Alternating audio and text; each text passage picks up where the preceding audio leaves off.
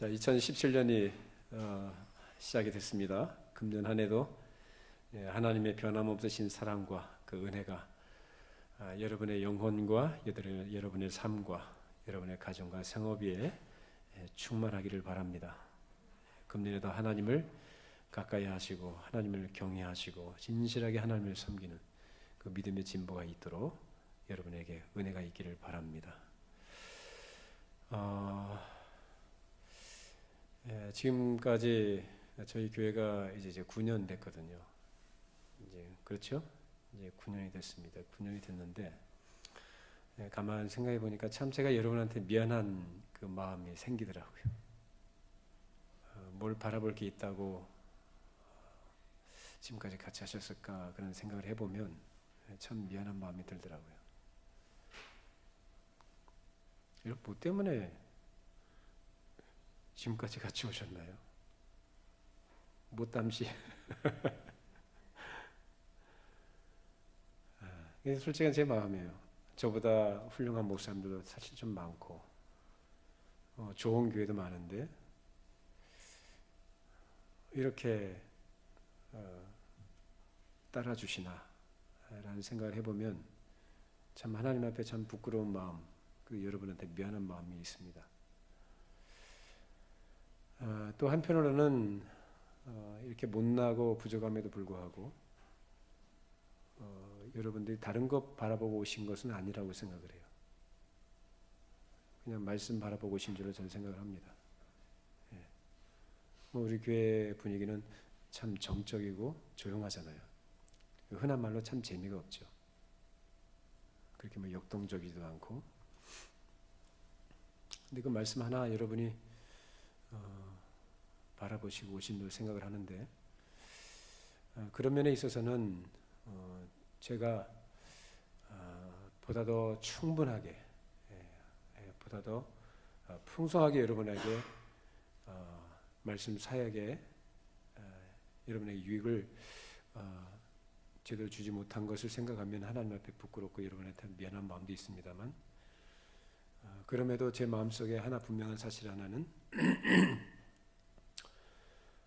어쨌든지 저에게 주신 은사, 저에게 주신 은혜를 따라서 할 수 있는 대로 정직하게 하려고 했다는 거. 그리고 이것이 바르고 옳은 길이기 때문에 저는 이 길로 왔고 이 노선을 걸었고 또 여러분과 그 길을 함께 나눴습니다. 그런 면에서는 여러분에게 손해가 전혀 없었던 것입니다. 여러분한테 참 미안한 것도 한 가지는 뭐냐면 보통 일반적으로 요즘 교회들이 가고 있는 그런 분위기나 그런 방향과 흐름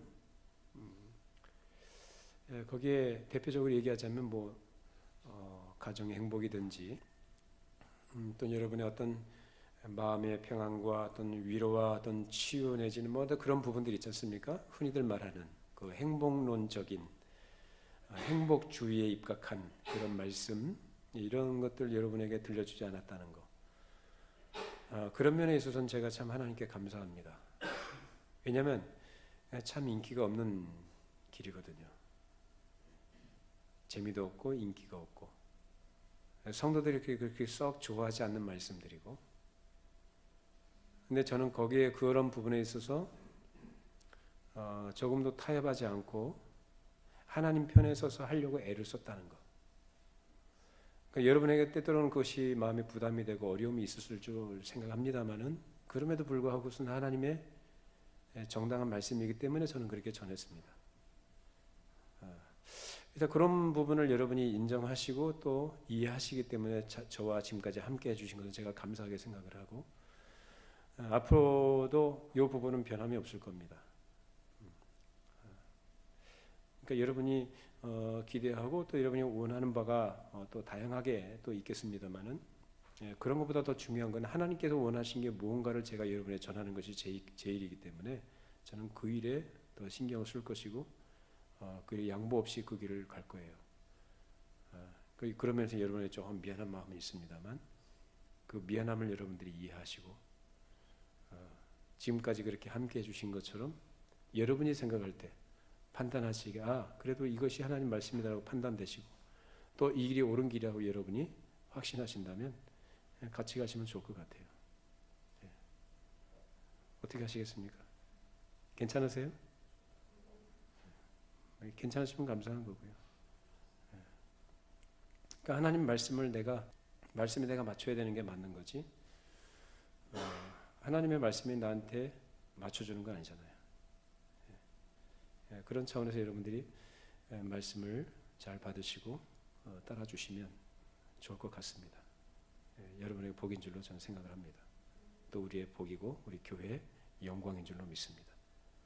교회가 감당해야 될 사역이 그거죠. 무슨 인기를 얻겠다고 사람들의 마음을 얻겠다고 눈치를 보면서 하겠어요? 그건 저를 속이는 거고 하나님을 속이는 것이고 여러분을 속이는 겁니다. 새벽부터 여러분들한테 조금 무거운 말씀을 드린 것 같은데 앞으로도 이런 분위기가 계속 되겠지만 이 말씀 안에서 경박한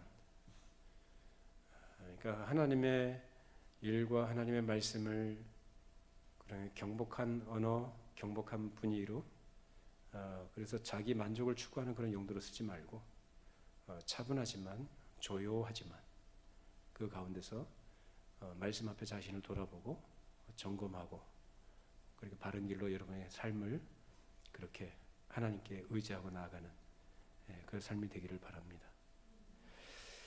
자, 오늘 본문 말씀은 사도 바울이 자신이 복음을 전했던 고린도 교회 성도들에게 권면하는 내용이죠. 자, 우리가 알다시피 고린도 교회는 다른 교회 어느 교회보다도 많은 여러 은사를 받은 교회입니다. 은사가 많이 나타났어요. 소위 말하는 성령의 역사하시는 그 성령의 은사가 아주 탁월한 은사들이 많이 나타났던 교회입니다. 자, 그런데 바울이 여기에서 너희들 참 은사를 받았으니까 참 대단하고 참 영적으로 참 성숙했고 영적인 사람들이구나 그런 칭찬을 하지 않아요. 오히려 그런 사람들에 대해서 어떤 면에서 했던 권면을 합니다. 자, 사도 바울이 여기 고린도 교회 성도들을 두 종류의 사람으로 구분을 해요. 하나는 영적인 사람으로, 하나는 육적인 사람으로 구분을 합니다. 전자는 어떤 사람일까요? 영적인 사람이라는 것은 사도 바울이 전했던 복음의 진리의 말씀이 무엇인지를 바르게 이해하고 깨닫고 그래서 성령을 따라 살아가는 사람을 영적인 사람이라 그렇게 얘기합니다. 영적인 사람 그러니까 성령을 따라 살아간다 해서 무슨 약 먹은 사람처럼 이상한 소리 하고 그렇게 무슨 헛개비 쫓아가듯이 그렇게 따라가는 게 아니라 뭐라고요? 말씀을 들었을 때 그 말씀을 어떻게 한다고요? 바르게 이해하는 거예요. 깨닫는 거예요. 그걸 누가 해주시는 거예요? 성령께서 이해하고 깨닫게 해주십니다. 그래서 이 기독교 신앙 우리의 믿음을 얘기할 때 지식을 얘기하는데 이 지식은 철저하게 그런 의미에서 이성적이라는 거예요. 무슨 꿈꾸듯이 그렇게 따라가는 게 기독교 신앙이 아니라 지식의 말씀 아닙니까? 이 말씀이 무엇을 의미하는지 바르게 이해하고 깨닫고 그래서 그 깨달음을 통해서 성령께서 우리를 바른 길로 이끌어 가실 때 거기에 어떻게 해요? 순종하며 따라가는 그것이 어떤 사람이라고? 영적인 사람이라고. 또 하나는 여기 육신에 속한 자라고 표현하는데요. 이 육신에 속한 사람은 어떤 사람일까요? 말씀을 깨닫도록 하시고 이끌어 가시는 성령을 따라가는 게 아니라 자기의 생각과 자기의 의지와 자기의 능력을 신뢰하고 자기 마음대로 살아가는 사람을 육에 속한 사람이라 그래요.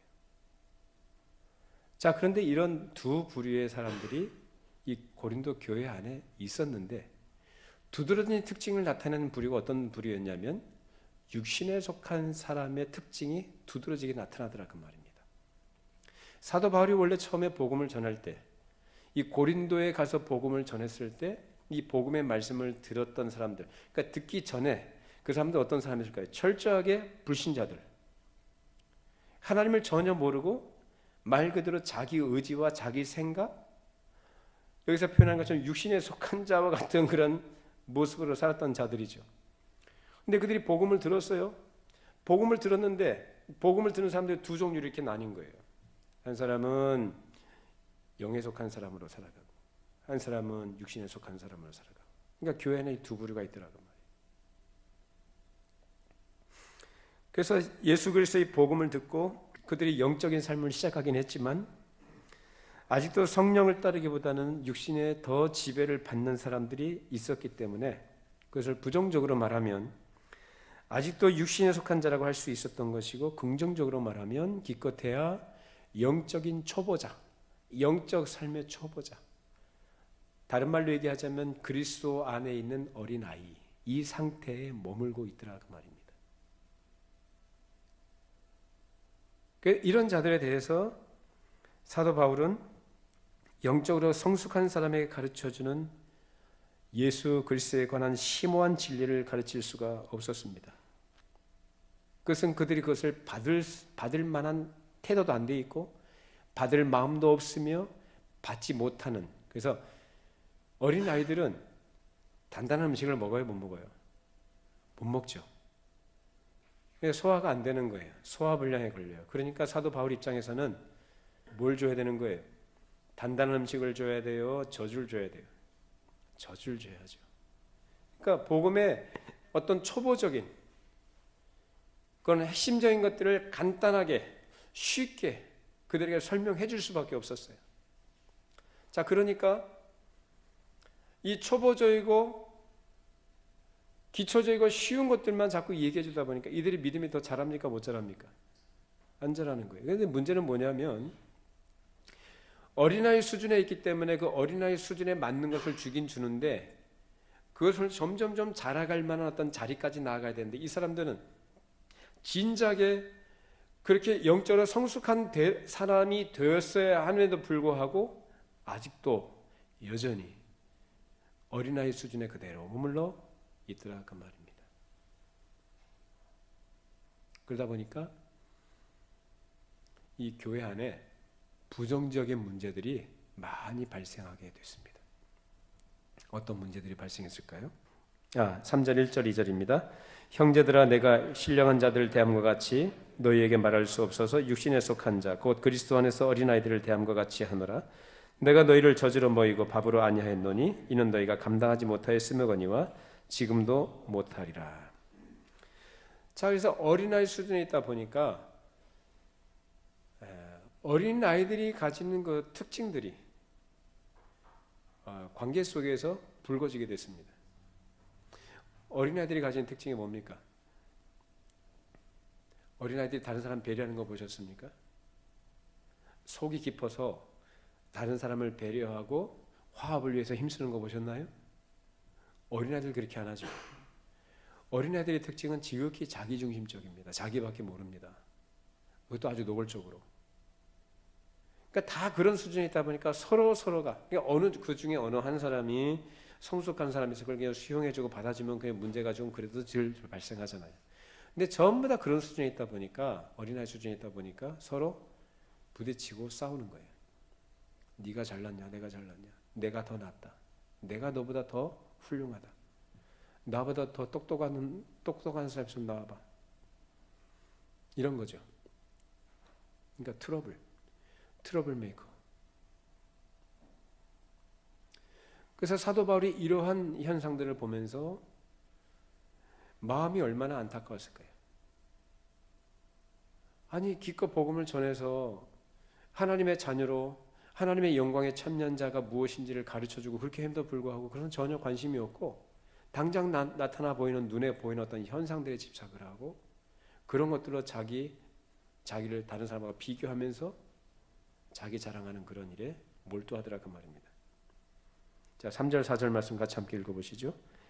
너희는 아직도 육신에 속한 자로다. 너희 가운데 시기와 분쟁이 있으니 어찌 육신에 속하여 사람을 따라 행함이 아니리요.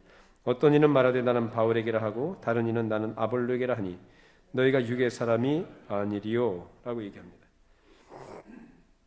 영적 삶에서 자기들이 성숙한 사람이라고 또 많이 자기들이 잘한 사람이라고 이렇게 스스로 이들은 생각했습니다만은 전혀 그렇지 못했다는 증거가 뭘로 나타나느냐?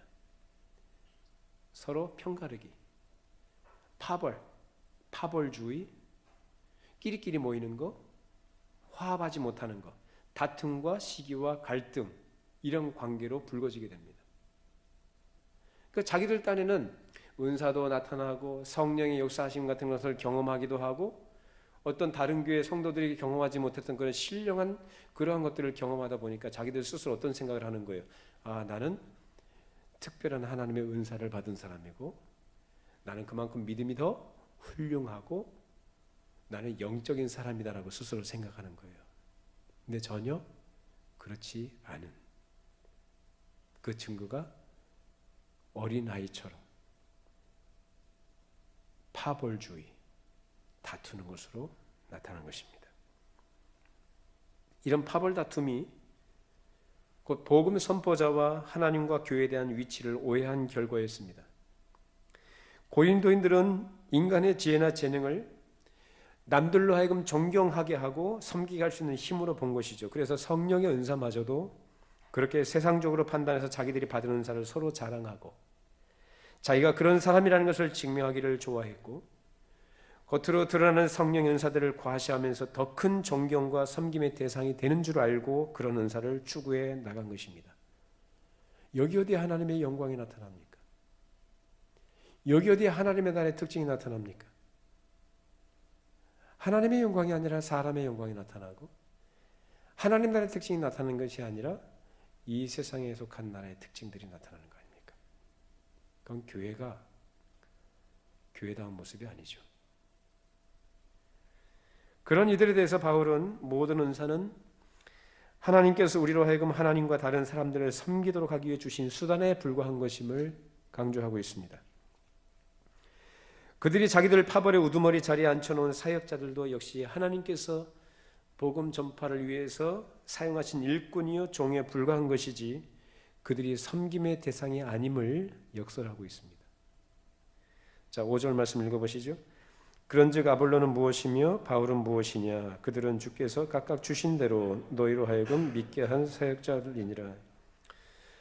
자, 그래서 바울은 교회의 모든 사역자들, 즉 이 사역자라고 표현한 이 단어가 디아코니아예요. 이것은 식탁에서 수종드는 종을 지칭하는 단어입니다. 사도 바울은 교회의 직분자, 어떤 직분에 대해서도 보통 그 당시 헬라 문화권에서 고관 대작들이 사용하는 그러한 계급 구조 속에서 나타나는 그러한 직책을 사용하는 그런 나타내는 단어를 쓰지 않고 식탁에서 수종드는 종이라는 단어를 사용해서 교회의 사역자들이 바로 그러한 자들이다라는 것을 얘기합니다. 그러면 교회의 사역자들은 어떤 자들이라는 얘기입니까? 군림하고 지배하고 섬김을 받는 자예요? 아니면 섬기는 자예요? 철저하게 섬기는 자다. 그 목사님 저도 마찬가지고요. 장로님도 마찬가지고 권사님, 집사님 모두 다 섬기는 자예요. 그 역할이 다른 것뿐이지 다 우리는 주를 섬기는 자들이고 우리 지체들을 섬기는 종들입니다. 그거 놓치시면 안 됩니다. 2017년도가 이제 시작이 됐고요.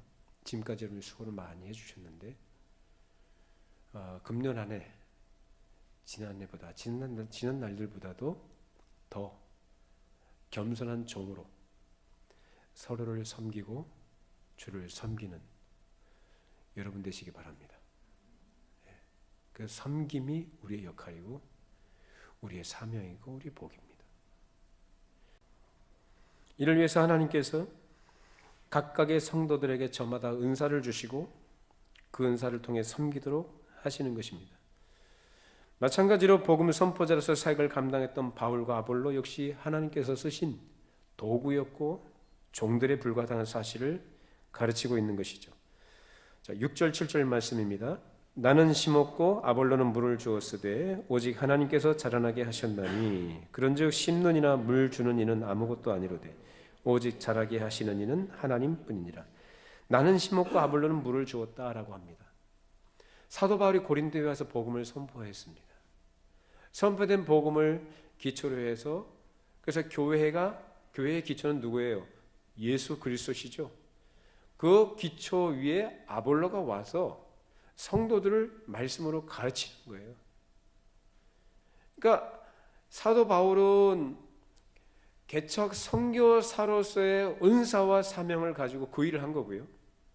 아볼로는 또 자기에게 주어진 은사와 사명을 따라서 성도들을 가르치는 일을 통해 교회를 섬기는 것이죠. 그 섬기는 종이지 누가 개척을 했고 누가 얼마나 잘 가르치고, 그래서 이러한 평가의식의 어떤 그런 파벌주의와 어떤 나타난 은사와 어떤 능력적인 것을 가지고 자기를 증명하거나 또 그를 추종하는 사람이라는 것은 자부심, 이런 것들은 다 쓸데없는 일이다 그 말입니다. 오늘날 교회가 그런 오류에 빠져 있죠. 누가 훌륭하냐? 훌륭한 사람은 하나도 없습니다. 누가 더 잘났느냐? 잘난 사람 하나도 없습니다. 성경에도 그래요. 구약시대의 모세, 우리는 훌륭한 사람으로, 다윗 훌륭한 사람으로 인식하고 있습니다. 신약시대에 와서 사도 바울 훌륭한 사람으로 우리가 인정을 하죠. 근데 성경에서는 이 사람들을 영웅시하지 않아요. 전혀.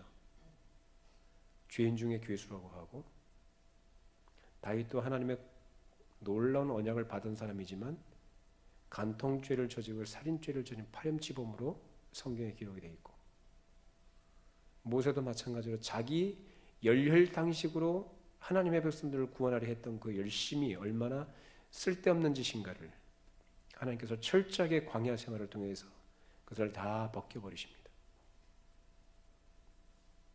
우린 다 종이에요. 어느 누구도 잘난 사람 없습니다. 어느 누구도 똑똑하거나 훌륭하다고 스스로 생각해서는 안 됩니다. 하나님만이 하십니다. 하나님의 은혜뿐입니다. 하나님께서 자라게 하십니다. 바울은 심었어요. 아볼로는 물을 줘요. 심는 것과 물 주는 일은 아무것도 아니라고 합니다. 하나님께서 자라게 하시지 아니하시면 아무것도 아닌 거예요. 하나님께서 자라게 하시기에 그 자라게 하시는 그 과정 속에 쓰임받았던 그들의 역할이 충성된 것을 인정될 뿐이지, 그들의 노력과 열정과 열심과 수고와 애씀들이 빛나는 건 아닙니다. 하나님께서 자라게 하십니다. 저는 목사하고 여기 장로님 계시고 권사님들 계시고 집사님들 계십니다만 우린 아무것도 아닙니다. 하나님께서 주신 은사와 사명의 자리에서 자기 역할을 하는 거예요. 그래 충실하게 감당하는 것이 우리가 할 일인 것이죠. 그 이상도 그 이하도 아닌 것입니다. 사도 바울이나 아볼로도 바로 그 역할을 했던 사람들인데, 그들이 교회를 섬겼을 때 그들의 섬김 자체가 교회를 성장시킨 건 아닙니다. 어떤 교회가 그렇게 성장했다? 교회가 소위 말하는 부흥을 했다 그러면 목사가 훌륭해서, 장로가 훌륭해서, 성도들 훌륭해서가 아닙니다. 하나님께서 하신 겁니다. 근데 사람들 왜 그걸 자랑하죠? 자기가 얼마나 기여를 했고 뭘 어떻게 했고. 아니에요. 그건 하나님의 영광 가로채는 도둑질입니다. 하나님께서 하시는 거예요. 교회는 하나님의 교회지 목사교회도 아니고 장로교회도 아니고 어떤 특정한 사람의 교회가 아니에요. 하나님이 하셔요. 하나님께서는 사람을 통해서 일을 하시기 때문에 각각의 종들에게 은사와 사명을 주셔서 그들의 섬김을 통해 교회가 자라가도록 하시는 것입니다. 그런 의미에서 종의 역할이 필요한 것이기도 하고, 그런 의미에서 섬기는 종들은 하나님을 함께 섬기는 동역자들로 세움받은 것입니다. 저와 여러분들은 동역자들입니다. 저도 종이고 여러분도 종이고. 우리 가톨릭 교회 아니에요. 목사가 높다, 목사가 존경을 받아요, 대접을 받아요. 아니에요. 성경에서 그런 거 가르치지 않습니다. 저는 여러분을 섬기는 자로서 있습니다. 종일 뿐입니다. 여러분도 마찬가지. 여러분도 섬기는 자리예요. 누구를 섬깁니까? 하나님을 섬기는, 하나님의 교회를 섬기는, 서로 지체를 섬기는 종들입니다. 식탁에서 수정되는 종이 무슨 자기 의지가 있고 자기 명예가 있으며 무슨 이익을 바라고 하겠습니까? 그냥 묵묵히 자기 일하는 겁니다. 누가 알아줍니까? 종이 그 일을 한다고? 자기가 그 일을 한다고 자랑하는 게 종이 할 일인가요? 아니죠. 네. 그냥 묵묵히 자기 일을 하는 거예요. 누가 알아주지 않아도 그거 하는 거예요. 누가 알아줘요? 그냥 주인만 알아주시면 되는 거예요. 다른 사람들이 안 알아줘도 괜찮아요. 인정하지 않아도 관계없어요. 그러니까 주인, 나를 만드시고 나를 세우시고 일을 맡겨주신 그 주인이 나를 알아주시고 인정해 주시면 되는 거죠.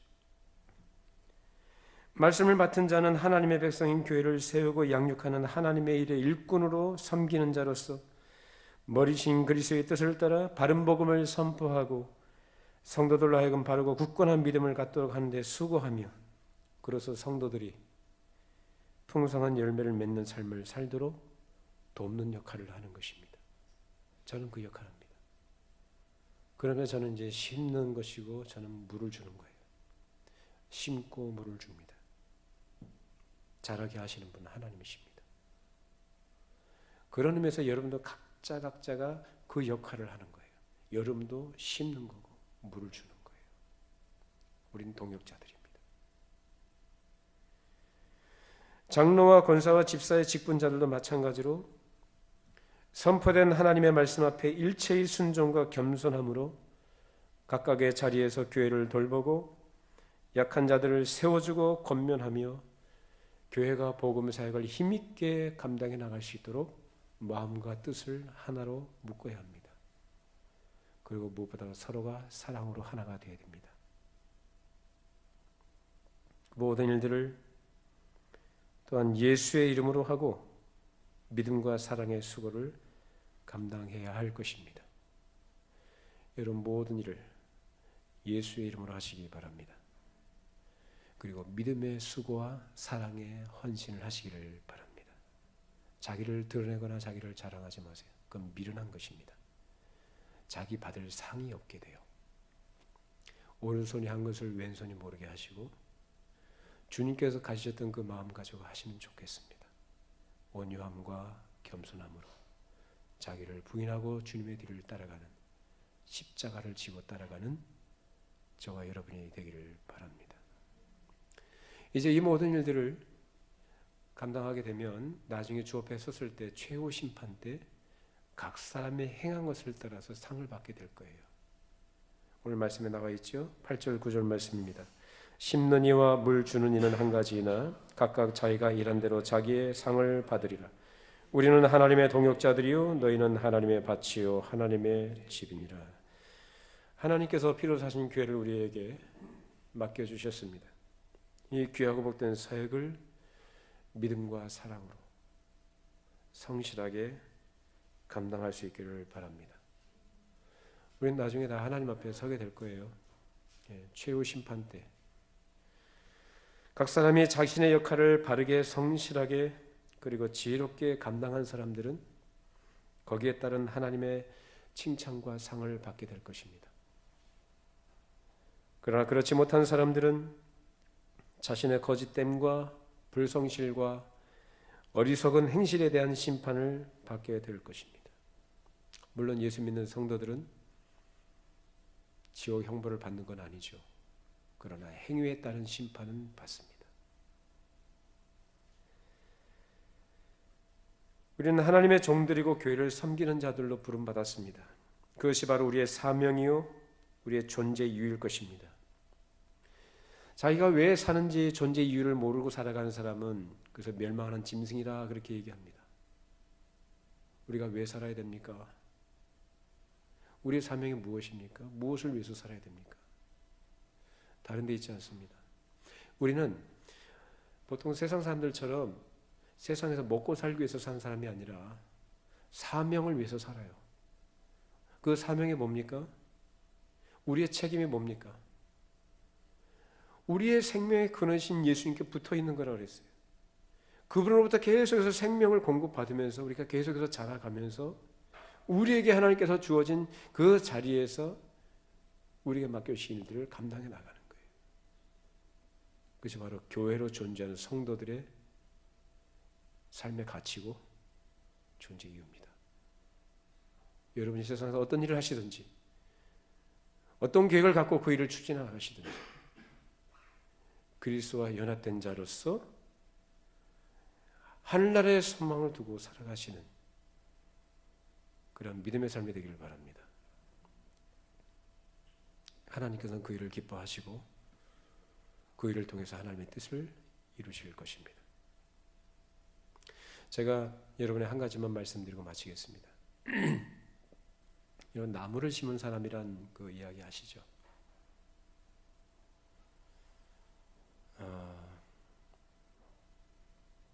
프랑스 저 알프스 산 고산지대에 그 프로방스라는 그 지역이 있었어요. 거기가 굉장히 처음에는 숲도 울창하고 살기 좋은 곳이었다고 합니다. 근데 거기 사는 사람들이 너무나 환경이 척박하고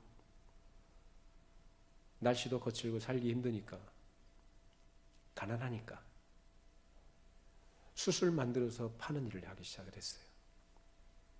사람이 너무 살기 힘들면 각박해지잖아요. 서로 경쟁하고 서로 미워하고 어떻게든 자기 이익을 확보하기 위해서 아귀다툼하잖아요. 산이 황폐화됩니다.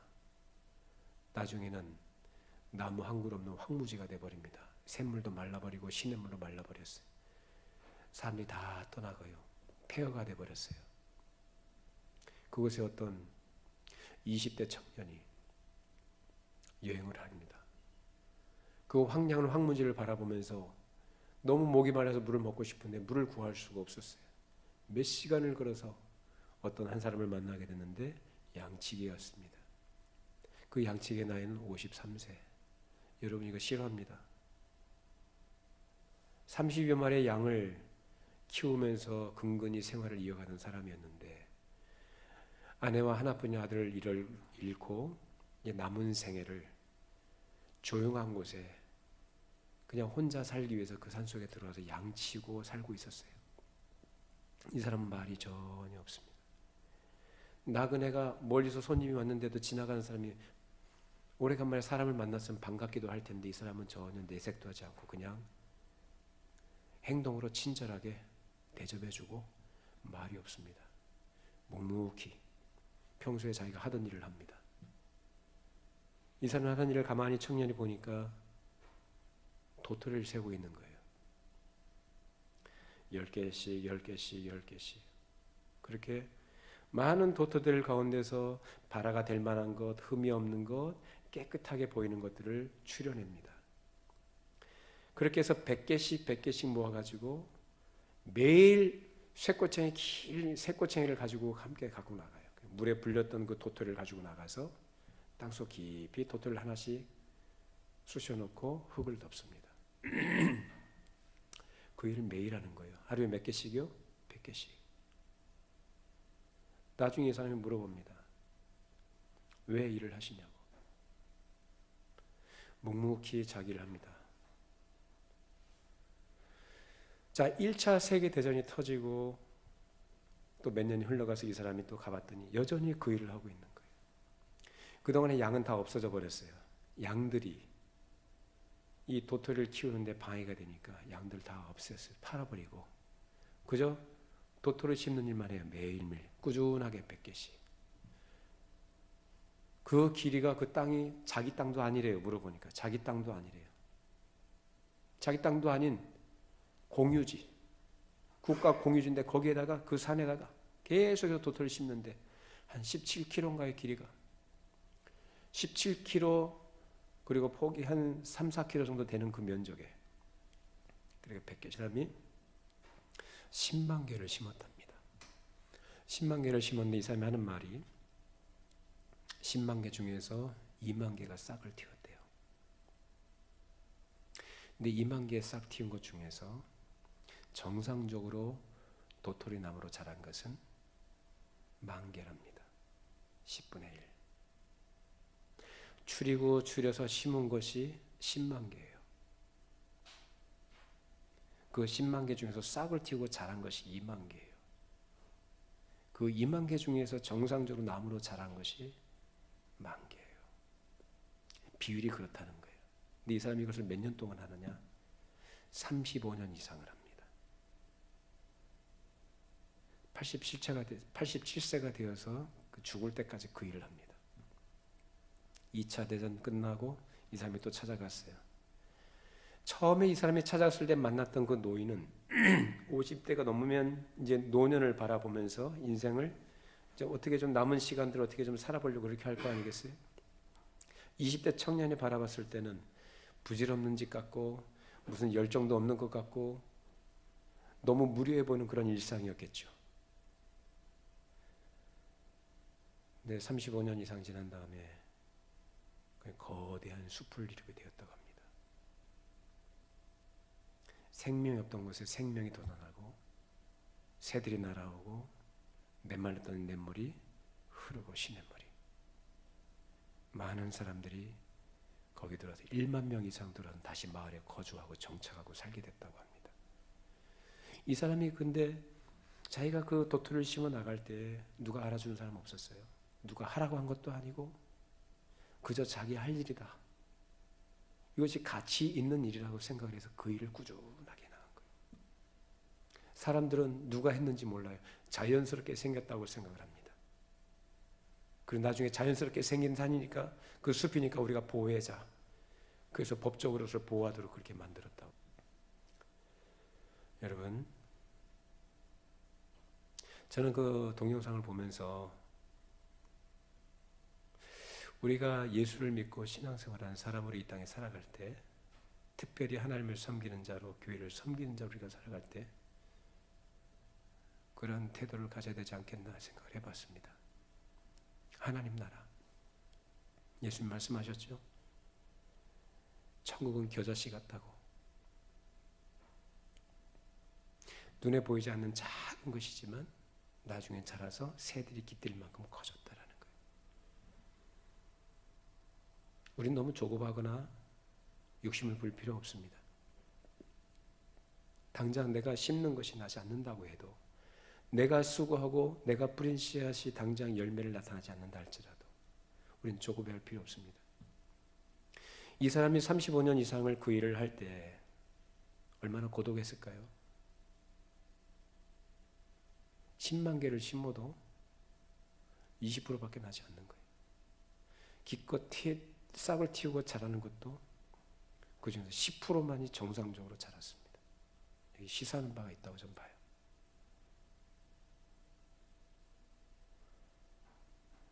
여러분, 우리가 이 땅을 살아가는 동안에 우리 일을 할 때 이 사람이 그랬던 것처럼 영혼의 자유함과 평안을 가지고 했듯이 우리도 그렇게 살았으면 좋겠습니다. 영혼의 자유함, 영혼의 평안함을 가지고 내가 할 일이다 생각을 하고 그 자리에서 그 일을 기쁨으로 하기를 바랍니다. 잘하게 하시는 하나님이 잘하게 하시는 거예요. 우리는 심는 이고 물 주는 이들의 자세를 가지고, 말씀드린 이 나무를 심은 사람의 마음과 생각을 가지고 우리에게 주어진 시간들과 우리의 주 환경 속에서 주를 섬기고 다른 지체들을 섬기는 영혼의 자유함을 누리는 복 있는 성도들이 되기를 바랍니다. 금년 한 해도 하나님께서 허락해 주셨는데 금년에도 우리가 부지런히 심고 물 주는 그런 종으로 충성하기를 바랍니다. 기도하시겠습니다. 걸어가신 하나님 아버지, 또 한 해를 허락해 주셨습니다. 주님 주신 힘 가지고 은혜로 감당하는 한 해가 되기를 원합니다. 심는 이와 물 주는 이는 아무것도 아니로되 오직 자라게 하시는 이는 하나님이시라 말씀하셨습니다. 주님, 저희들은 종일 뿐이오니 주님께서 명하신 그 일을 우리에게 허락하신 자리에서 묵묵히 감당하는, 충성을 다하는 우리 모든 성도들, 우리 교회가 되게 하여 주시옵소서. 예수님의 이름으로 기도하옵나이다. 아멘.